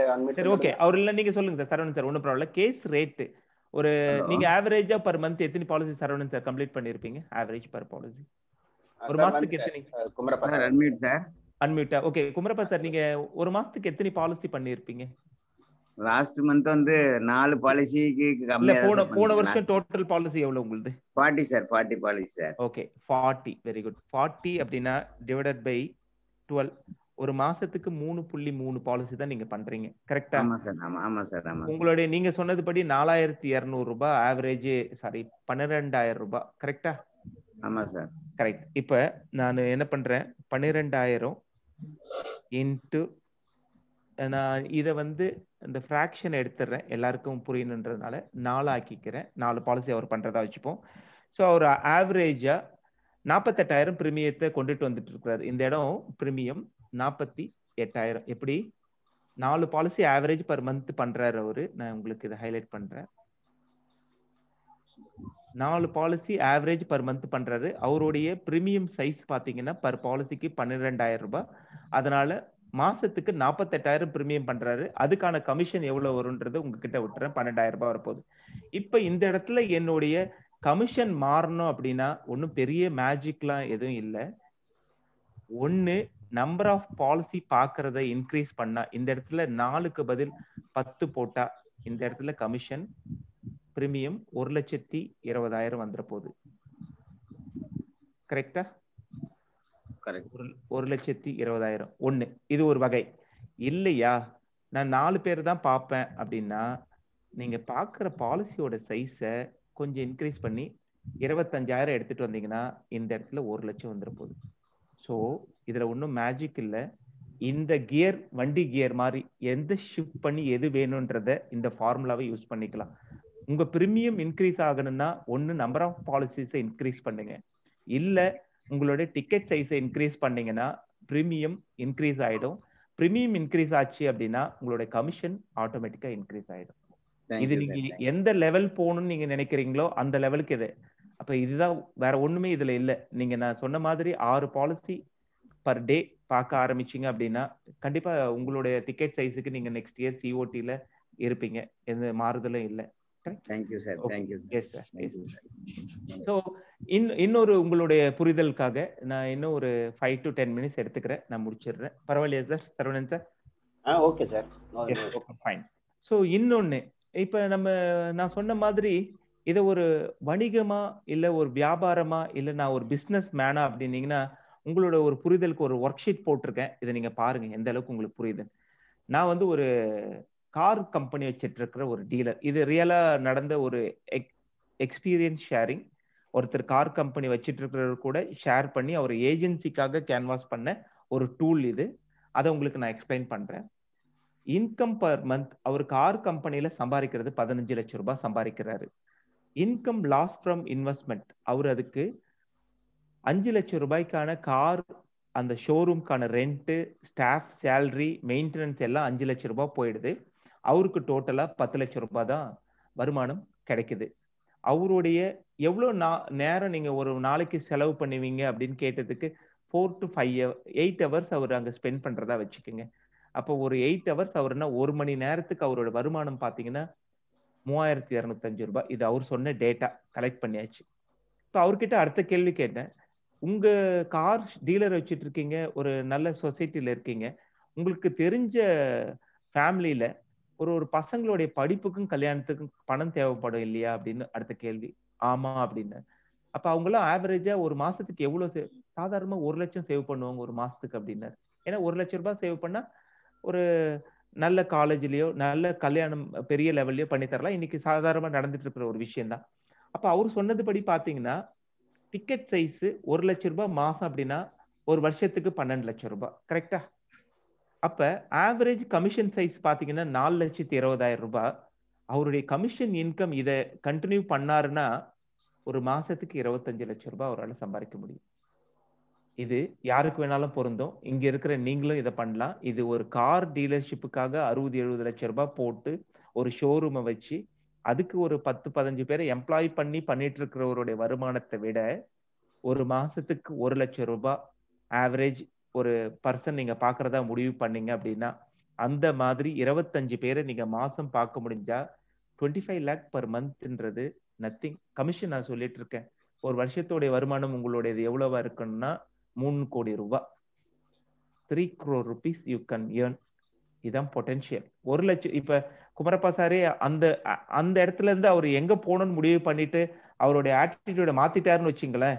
Ticket சைஸை கொஞ்சம் பெருசாக்கிட்டாரு. 25,000 ஆக்கிட்டாருன்னா 3 கோடி இல்ல 75 லட்சத்துக்கு வர போறாரு. அவ்வளவுதான். சோ எந்த இடத்துக்கு போகணும் என்ன? அப்ப ஒரு டீலர்ஷிப் எடுத்து 60-70 லட்சம் ரூபாய் போட்டுட்டு உட்காந்துட்டு இருக்கிற ஆளோட என்னுடைய தொழில் ரொம்ப உயர்வானது. என்ன நான் அதை புரிஞ்சுக்க மாட்டேன். அதை எனக்குள்ள இந்த அண்டர்ஸ்டாண்டிங் வந்துடுது அப்படின்னா நான் இதை ஒரு பெரிய வியாபாரம் அது மாதிரி பாக்குறவங்க தான் வெங்கடேஸ்வரலுவும் சரி பரத் பரிக்கவும் சரி நிறைய பேர் இருக்காங்க இண்டஸ்ட்ரியில. அவங்க அந்த மாதிரி பார்க்க ஆரம்பிச்சதுனாலதான் அவங்க அடுத்தடுத்த லெவலுக்காக போயிட்டே இருக்காங்க. அவங்களோட வருட வருமானங்கள்லாம் பல மடங்கு இன்க்ரீஸ் ஆகுது. ஒரு வருஷத்துல 60-70 MDRT முடிக்கிறாங்க. என்ன இதை அவங்க பெரிய பிசினஸா பார்க்க ஆரம்பிச்சுட்டாங்க. இதை ஒரு ஏஜென்சியாவே பார்க்கல. கரெக்ட்? அந்த மைண்ட் செட் உங்களுக்குள்ள வரணும். சரி, நீங்க என்ன ரொம்ப பெருசாவே சொல்லிட்டு இருக்கீங்க, நான் ஒரு 25,000 ரூபாய் சம்பளம் வந்தா போதுன்னு நினைச்சிட்டு இந்த வேலையை செஞ்சுட்டு இருக்கேன். ஓகே, உங்களுக்கான ஒரு சின்ன ஒரு கம்பெனில வேலை செஞ்சா இன்னைக்கு சாஃப்ட்வேர்ல கூட 24,000-25,000 சம்பளம் தான், அதுக்கு மேல இல்லை. ஓகே, ஸோ அப்படி எடுத்துட்டு உங்களுக்கு ஒரு ஒர்க் அவுட், ஒரு சின்ன லெவலுக்கு ஒரு திங்கிங். இன்கம் பர் மந்த் 25,000 ரூபாய் நான் சம்பாதிக்கிறேன். அதுக்கு ஒரு நாளைக்கு 8 மணி நேரம்னா ஒரு மாசத்துக்கு 250 மணி நேரம் நான் செலவு பண்றேன். 1 மணி நேரத்துக்கு என்னோட வருமானம் பாத்தீங்கன்னா 100 ரூபாய். நான் டிக்கெட் சைஸ் 36,000 ரூபாய், மாசம் 3,000 ரூபாய் சேவ் பண்ற ஒரு ஆளை நான் கண்டுபிடிக்கிறேன். அந்த மாதிரி ஒரு மாசத்துக்கு 8 பாலிசி தான் பண்றேன். 3,000 ரூபாய் மாசம் அவர் கட்டணும். அது மாதிரி 8 பாலிசி, வருஷத்துக்கு 36,000 ரூபாய், கமிஷன் 12,000 ரூபாய். 8 பேர்ல நான் 5 பேரை க்ளோஸ் பண்ணா கூட என்னோட வருமானம் 96,000 ரூபாய்.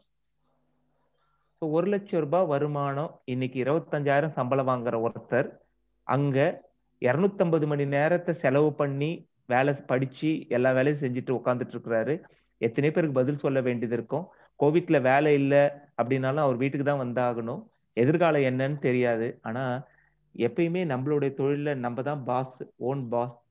மாசம் 36,000 ரூபாய்க்கு 3,000 ரூபாய்க்கு உங்ககிட்ட ப்ராஸ்பெக்ட் பர் மந்த்துக்கு நீங்க 10 பேரை நீங்க சூஸ் பண்ணீங்கன்னா 96,000 ரூபாய் commission. So highly powerful profession. நம்ம ஆனா என்னன்னா அந்த பவர் அண்டர்ஸ்டாண்ட் பண்ணிக்க மாட்டோம். அதனாலதான் நான் முதல்ல ஹூ ஆம் ஐன்னு போட்டேன். நான் யாரு? அனுமன் அந்த மலையை தூக்குன மாதிரி எல்லா சக்தியும் எனக்குள்ள இருந்தோம். எங்கோ ஒரு இடத்துல நான் அதை மிஸ் பண்ணிட்டு இதுக்குள்ள அது யாரோ ஒரு செஷன் எடுக்க பார்த்து சொன்னாங்க, தங்க புதையல் இது, அது மேலே இருக்கிற கீழே ஃபுல்லா தங்கம் இருக்கு, அது தெரியாம நம்ம சகதியில புரண்டுட்டு இருக்கோம் அப்படின்னு சொன்னாங்க. உண்மை, நம்ம நிறைய பேர் அதை மிஸ் பண்ணிடுறோம். கரெக்ட்? ஸோ ஃபைனலி என்ன எனக்குள்ள மாற்றம் இருந்தா என்னால இதை மாத்திக்க முடியும் அப்படின்னு நீங்க நினைச்சீங்கன்னா உங்களுக்கான ஒரு 6 பாயிண்ட். ஒரு என்னோட மைண்ட் செட்ல ஒரு மாற்றத்தை நான் ஒரு வியாபாரமா இத ஒரு வியாபாரியா ஒரு பெரிய பிசினஸ் மேனா நான் மைண்ட் செட்டை கொண்டுட்டு வந்தா நான் சொன்ன எல்லா விஷயத்தையும் உங்களால பண்ண முடியும்.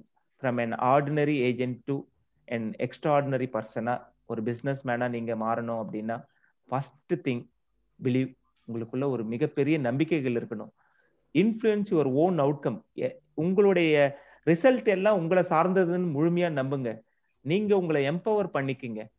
டேக் ஓனர்ஷிப், ரெஸ்பான்சிபிலிட்டி எடுத்துக்கங்க. உங்க லைஃப் மேல உங்களுடைய ரெஸ்பான்சிபிலிட்டி, நீங்க மட்டும்தான் ரெஸ்பான்சிபிள். உங்களுடைய வெற்றியோ தோல்வியோ முழு காரணம் நீங்க தான். இன்னைக்கு 10 லட்சம் ரூபாய் கமிஷன் சம்பாதிக்கிற ஏஜென்ட்டா இருந்தாலும் சரி, மாசத்துக்கு 1000 ரூபாய் சம்பாதிக்கிற ஏஜென்ட், இதுக்கான காரணம் யாரு அப்படின்னா வேற யாருமே இல்லை. எந்த சூழ்நிலையும் இல்லை, எந்த மார்க்கெட்டும் இல்லை, எந்த பிரான்ச் மேனேஜரும் இல்லை, எந்த வளர்ச்சி அதிகாரியும் இல்லை, யாரும் இல்லை, நீங்க தான். டேக் யுவர் ஓன் என்ன சொல்றது ஓனர்ஷிப், ரெஸ்பான்சிபிலிட்டி எடுத்துக்கங்க.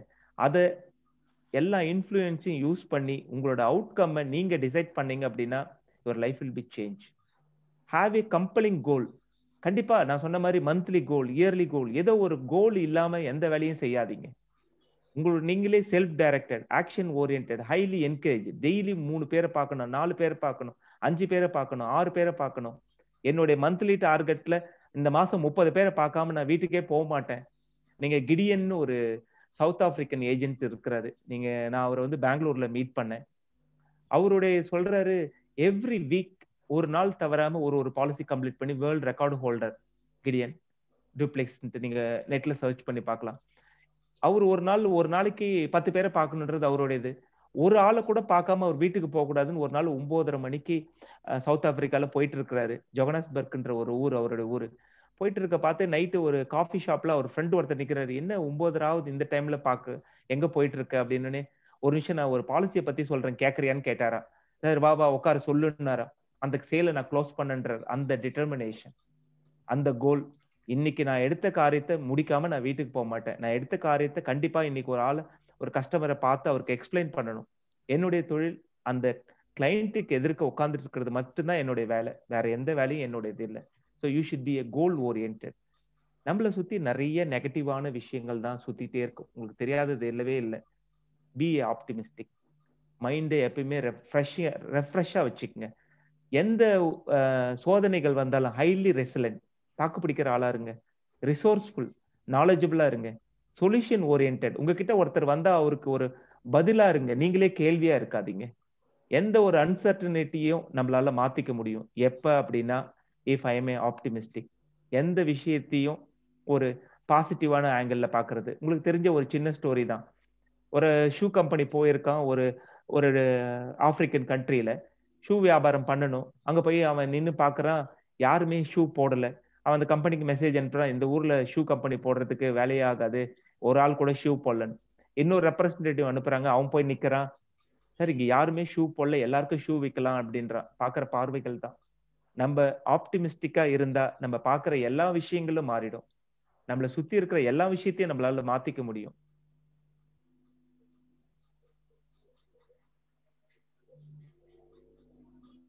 B lifelong knowledge seeker. இந்த ஃபோரம் கூட சரல் குரூப் நாலேஜ் கொடுத்துட்டே இருக்காங்க எல்லாருக்கும். இந்த மாதிரி நிறைய ஃபோரங்கள் இருக்காங்க.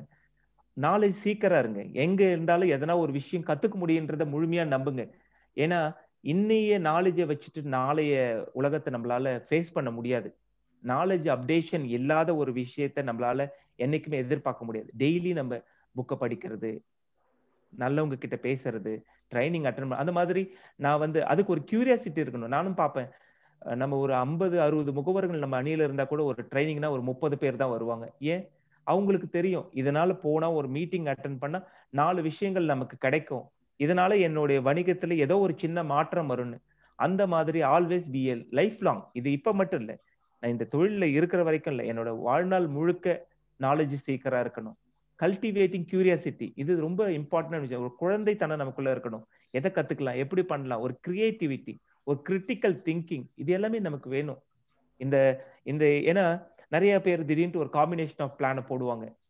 திடீர்னு பாத்தீங்கன்னா அந்த காம்பினேஷன் ரொம்ப சக்சஸ்ஃபுல்லா இருக்கும். இவர் உட்காந்து ஒரு நாள் ஃபுல்லா யோசிச்சு அந்த கிளைண்ட்டுக்கு எப்படி இந்த ப்ராடக்ட்டை பிரசன்டேஷன் பண்ணணும்னு யோசிச்சு அழகான ஒரு பிரசன்டேஷனை கொடுத்திருப்பாரு.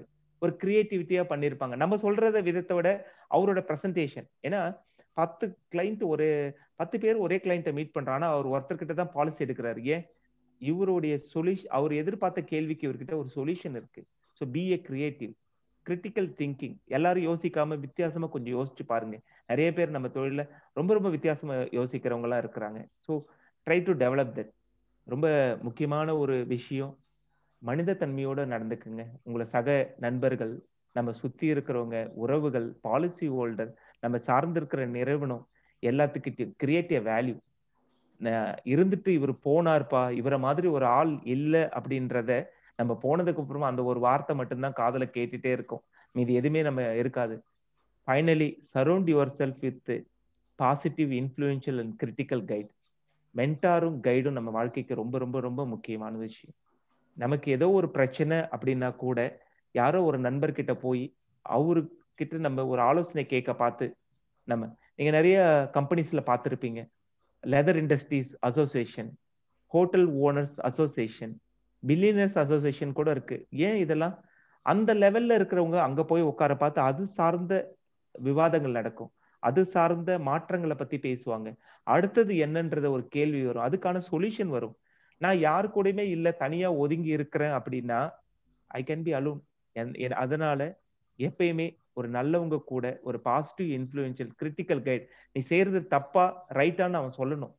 நீ தப்புன்னா அவன் தப்புன்னு சொல்றவனா இருக்கணும். நம்ம ப்ளீசிங்காக அவன் நம்மளை பார்த்துட்டு நான் தப்பு செஞ்சா கூட இல்ல இல்ல நீ கரெக்ட்னு சொல்லக்கூடாது. ஸோ அந்த மாதிரி ஆளுங்க கூட எப்பயுமே இருங்க. So with all this things என்னுடைய ஃபைனல் ப்ரெசன்டேஷன் நான் முடிக்கிறேன். ஸோ உங்களுடைய வாழ்க்கையில ஒரு ஆர்டினரி டு எக்ஸ்ட்ராடினரி ஏஜென்ட்டா, ஒரு பிஸ்னஸ் பர்சனா, ஒரு ரிசோர்ஸ்ஃபுல் பர்சனா மாறணும் அப்படின்னா ஒரு கோல் வச்சுக்குங்க, உங்களோட பிலீவ் பண்ணுங்க, ஒரு கமிட்மெண்ட் எடுத்துக்குங்க, மந்த்லி பிளான் வச்சுக்கோங்க, இயர்லி பிளான் வச்சுக்கோங்க. உங்களுடைய கமிஷன் மற்ற எல்லா தொழிலோட அதிக வருமானம் தர ஒரு தொழில் இன்சூரன்ஸ். அதை முழுமையா புரிஞ்சுக்குங்க. அது வளர்ந்து வர ஒரு நாட்டுல நம்ம இருக்கிறோம். பொருளாதாரத்தால மிகப்பெரிய பணங்கள் இங்க புழுங்க போகுது. அதுக்கான பாப்புலேஷன் இங்க இருக்க போறாங்க. யங் ஜெனரேஷன் இங்கதான் இருக்க போகுது, வேர்ல்டுல எங்க இருக்க போறதில்ல. நம்ம இன்னும் 5-6 வருஷத்துல 5 மடங்கு வருமானம் உயர்வதற்கான எல்லா வாய்ப்புகளும் இருக்கிற ஒரு இண்டஸ்ட்ரியில இருக்கீங்க. அதுக்காக பெருமை கொள்ளுங்கள். இது எல்லாத்துக்கும் மீறி உலகத்திலே மிக உன்னதமான ஒரு நிறுவனத்தை சார்ந்தவங்க நம்ம எல்லாம். எந்த நாளும் எந்த நேரமும் பார்க்காம வேலை செய்யற ஒரு நிறுவனத்தை சார்ந்து ஒரு மிக பெரிய மதிப்பு, பிராண்ட் வேல்யூ இருக்கிற ஒரு நிறுவனம் அதுல சார்ந்து, அது நமக்கு எல்லாம் ஒரு தாயாக இன்னைக்கு நம்ம எல்லாம் வாழ வச்சுட்டு இருக்க அந்த நிறுவனத்துக்கு எப்பயுமே நம்ம ஒரு கடமை உள்ளவங்களாக இருக்கணும்னு சொல்லி என்னுடைய உரையை முடிச்சுக்கிறேன். நன்றி. நன்றி சார், நன்றி சார், மிகப்பெரிய நன்றி உங்களுக்கு. பார்த்தீங்கன்னா 1 மணி நேரம் ஒரு பெரிய மழை பெஞ்சு விட்ட மாதிரி இருக்கு. கடகடன்னு இவ்வளவு விஷயங்கள், நிறைய விஷயங்கள் நம்ம கத்துருக்கோம். நண்பர்களே, சார்ட்ட ஏதாவது கேள்வி கேட்க வேண்டி இருந்துச்சுன்னா ஹேண்ட் ரைஸ் பண்ணுங்க. ஒரு 3-4 பேருக்கு நம்ம அலோவ் பண்ண முடியும். டைம் ஆயிடுச்சு. மேடம், அந்த சிவகாமி மேடம் பாருங்க. ஹலோ சிவகாமி மேடம் பேசுங்க. Good evening sir, Sivakami. இது சௌரேஷ்குமார் சாரோட ஏற்கனவே ஒரு மீட்டிங், அந்த ரா மெட்டீரியல்ஸ் அண்ட் ப்ராஸ்பெக்டிவ் மெத்தடாலஜிங்கிற ஒரு இது கேட்டிருக்கேன். பட் இன்னைக்கு ரொம்ப நல்லா இருந்தது மீட்டிங்கு. அந்த 36,000 சொல்லி ஒரு இது காமிச்சாங்களா, அது மாதிரி கொஞ்சம் திருப்பி எக்ஸ்பிளைன் பண்ண முடியுமா sir? 36,000 per month earning. Just 2 slides before. கண்டிப்பா. அந்த ரா மெட்டீரியல்ஸ் அண்ட் இந்த ப்ராஸ்பெக்டிங் மெத்தடாலஜிங்கிற இது கிட்டத்தட்ட ஒரு 1 வீக்லயே 4-5 வாட்டி கேட்டு I was able to change my attitude sir. கண்டிப்பா. Thanks for such a presentation. இதானே மேடம்? ஆமா. சொல்லுங்க மேடம், இதுல என்ன உங்களுக்கு விளக்கம் வேணும்? ஆக்சுவலா இது ஜஸ்ட் ஒரே ரேட் மாத்திரம் எனக்கு அது கரெக்ட்டா எனக்கு. நான் இப்போ ஒரு மாசம் 25,000 வேலை கிடைச்சா, சம்பளம் கிடைச்சா போதும், ஒரு வேலையில ஜாயின் பண்ணணும்னு நினைக்கிறேன். கரெக்ட்? அது மாதிரிதான் நிறைய பேர் இருக்கும். ஏன்னா இதை நம்ம ஃப்ரீலான்சரா நிறைய பேர் இது ஒரு பெரிய இது இல்லாம ஏதோ ஒரு 100 வியாபாரத்துக்கு கூட இதை ஒரு வியாபாரமா பண்ணலாம் அப்படின்ற மாதிரி நிறைய பேர் இருப்பாங்க நம்மளதுல. இப்ப இவர் ஒரு மாசம் ஃபுல்லா 25,000 வேலை செய்ய பார்த்து ஒரு நாளைக்கு 8 மணி நேரம் போடுறாருன்னா 25 நாள் ஆவரேஜ் 10 மணி நேரம் வேலை செய்யறாருன்னா 5 நாள் விடுமுறையோட சேர்த்து 250 மணி நேரம் அவர் வேலை செய்யறாரு. ஒரு மணி நேரத்துக்கு அவர் சம்பாதிக்கிற வருமானம் பாத்தீங்கன்னா அந்த 25ஆல வகுத்து இருக்கேன் 100 ரூபாய் ஒரு மணி நேரம் அவருடைய வருமானம் இருக்கு. கரெக்டுங்களா? ஆமா சார். இதே நான் ஒரு பாலிசி 36,000 டிக்கெட் சைஸ், அதாவது மாசம் 3,000 ரூபாய் சேவ் பண்ற கிளைண்ட்டை நான் பாக்குறேன். ஓகேவா? வருஷத்துக்கு 36,000 ரூபாய். 36,000 ரூபாய்க்கு என்னுடைய கமிஷன் எவ்வளவு வரும்? 25%னா 12,000 ரூபாய். கரெக்டுங்களா? ஆமா சார். 1 out of 5 closes. நான் 2 பேரை பாக்குறேன், ஒரு ஆள் தான் பாலிசி எடுப்பாங்க. அது மாதிரி நான் 8 பாலிசி ஒரு மாசத்துக்கு க்ளோஸ் பண்ணா 12 into 8 எவ்வளவு வருதுங்க மேடம்? 96. எஸ். அப்ப நான் ஒரு ஆளை பார்த்து நான் அப்ப டோட்டலா 16 பேரை பாக்குறேன், 8 பேர் தான் பாலிசி எடுக்கிறாங்க அப்படின்னா கூட என்னால 96,000 ரூபாய் ஒரு மாசத்துக்கான கமிஷனை ஏர்ன் பண்ணிக்க முடியும். ஒரு ஹையர் எஜுகேஷன் பிடெக் எம்டெக் முடிச்சுட்டு 25,000 சம்பாதிக்கிற ஒருத்தருக்கு மத்தியில என்னோட தொழில் மிக உயர்வானது. 8 பேரை பார்த்து அந்த குடும்பத்துக்கு ஒரு நல்லதையும் செஞ்சுட்டு அது மூலியமா என்னால ஒரு 96,000 ரூபாய் வருமானம் மாசம் ஏர்ன் பண்ண முடியும். இதுதான் சொல்லியிருக்கேன். Okay sir, thank you sir, thank you so much. Thank you madam. Rangasamy sir, last கேள்வி கேளுங்க. ரங்கசாமி சார் கேக்குதுங்களா? Hello sir. ரங்கசாமி சார் நீங்களுமா? சார் பாண்டிச்சேரி சுந்தரம் சார், நான் ரொம்ப நாளா யோசிச்சுட்டு இருந்தேன் எப்படி நீங்க சௌரேஷ் குமாரை விட்டு வச்சிருக்கீங்கன்ட்டு. ஓகேங்களா? எல்லாம் பிரபஞ்சத்தோட வேலை. சோ இன்னைக்கு பார்த்து ரொம்ப சந்தோஷமா இருந்தது. நான் வந்து இன்னைக்கு ஃபர்ஸ்ட்ல இருந்து பார்த்துட்டு இருக்கேன். காரணம் வந்து சௌரேஷோட ப்ரோக்ராம்னாவே டேட்டாஸ் வந்து எக்கச்சக்க டேட்டாஸ் ரிப்பீட்டட் ஆகாம டேட்டாஸ் கொடுத்துட்டு இருப்பார். இன்னைக்கு கூட எனக்கு புதுசா இருந்தது மாதிரி இருந்தது ஒரு ஃபீல். நானும் புதுசா கத்துக்கிட்டேன் ஜாஸ்தி. என் ஏஜென்ட் கிட்ட இன்னைக்கு ஈவினிங் வந்து என் ஏஜென்ட் வந்து ஒரு ஃபங்க்ஷன் போயிருந்தாரு. ஃபங்க்ஷன் போயிட்டு அவருக்கு வந்து லாகின் பண்ண முடியலன்னு நேரம் என் வீட்டுக்கு வந்துட்டார் சாரோட மீட்டிங் கேட்கறதுக்கு. சௌரேஷ் சார், தேங்க்யூ சார், வாழ்த்துக்கள். நம்ம ஏஜென்ட் கூட வந்தாரு, அதனால தான் உங்களுக்கு ஒரு ஸ்பெஷல் தேங்க்ஸ் சொன்னேன். Thanks a lot sir. Thank you so much. Okay, thank you. Thank you. Saravanan sir. Sir சொல்லுங்க தலைவரே. ஹிந்தி கிளாஸ் போகணும் நானு. ஆமா தலைவரே, முடிச்சுக்கலாம் தலைவரே. ஓகே, மிகவும் அருமை சௌரேஷ் சார். இப்ப சார் ரங்கசாமி சார் சொன்ன மாதிரி பாத்தீங்கன்னா நாங்க ரொம்ப நாளா உங்களை மிஸ் பண்ணிருக்கோம். பட் தலைவர் சொல்ற மாதிரி எல்லாத்துக்கும் ஒரு நேரம் வரணும் இல்லையா? அந்த பிரபஞ்சம் வந்து இன்னைக்கு அந்த நேரத்தை எங்களுக்கு கொடுத்துருக்கு அப்படின்னு நினைக்கிறோம். ஸோ ஹூ ஆம் ஐ அப்படிங்கிறப்ப வந்து எல்லாருக்குமே ஒரு தெளிவு கிடைச்சிருக்கும். எல்லாருமே வந்துட்டு இப்ப இருக்கிற பொசிஷன் என்னங்கிறத சார் சொன்ன மாதிரி பாத்தீங்கன்னா நம்ம சீர்தூக்கி பார்த்து அடுத்த பொசிஷனுக்கு அடுத்த லெவலுக்கு போகிறதுக்காக நாம எல்லாருமே முயற்சி பண்ணுவோம். இன்னைக்கு சௌரேஷ் சார் வந்து நிறைய ஐடியாஸ் கொடுத்துருக்குறாங்க. இந்த ஐடியாஸ் எல்லாம் நம்ம வந்து ட்ரை பண்ணி பார்க்கணும். ட்ரை பண்ணி பார்த்துட்டு அது கால்குலேஷன் மெத்தட்ல நிறைய கொடுத்துருக்குறாங்க. கால்குலேட் பண்ணி பார்த்துட்டு நம்ம அடுத்த லெவலுக்கு முன்னேறுவோம் அப்படின்னு நம்மளுடைய எஸ்எம்ஜி குழுமத்தின் சார்பாக உங்கள் சார்பாக நான் வந்து சௌரேஷ் சாருக்கும் ஒரு உறுதிமொழியை நான் கொடுக்க விரும்புகிறேன். சௌரேஷ் சார் மிகவும் அருமை. உங்களுக்கு மிகப்பெரிய தேங்க்ஸ் சார். எங்க குழுமத்தின் சார்பாக மிகப்பெரிய. எனக்கு முடிஞ்ச இந்த வீடியோ மட்டும் எனக்கு ரெக்கார்ட் பண்ணி தான் ஷேர் பண்ணுங்க சார் ப்ளீஸ். போட்டு வரேன் சார், போட்டு வரேன். Thank you Sundaram sir, Saravanan sir and all mentors of Saaral group. எல்லாருக்கும் மிகப்பெரிய நன்றிகள். தேங்க்யூ. தேங்க்ஸ் எல்லாம். அடுத்த சாரி சார். Yes sir. அடுத்து 9:15க்கு நான் கேன்சர் கவர் நடத்தணும். நீங்க okay fine, no problem. Yeah thanks எல்லாம். அங்கேயும் நம்ம என்னோட குழு மெம்பர்ல வருவாங்க. ஓகே எவ்ரிடே ஹிந்தி கிளாஸ் நடத்திட்டு இருக்கேன். Super sir. All the very best. God bless you more and most sir. நல்ல ஹெல்த்தோட உங்களுக்கு இந்த பணியை செய்ய இறைவன் அருள் கொடுக்கட்டும். நன்றி. Thank you sir. Okay Saravanan sir. Okay sir. Thank you sir. Thank you நண்பர்களே. Thank you sir. தேங்க்யூ தலைவர். நன்றி. ப்ரோகிராம் க்ளோஸ் பண்ணாத அத ஓபன் பண்ண முடியும். ஓகே பண்ணிடலாம் தலைவர். நன்றி தலைவர். நன்றி. அனைவருக்கும் நன்றி நண்பர்களே. அனைவருக்கும் நன்றி.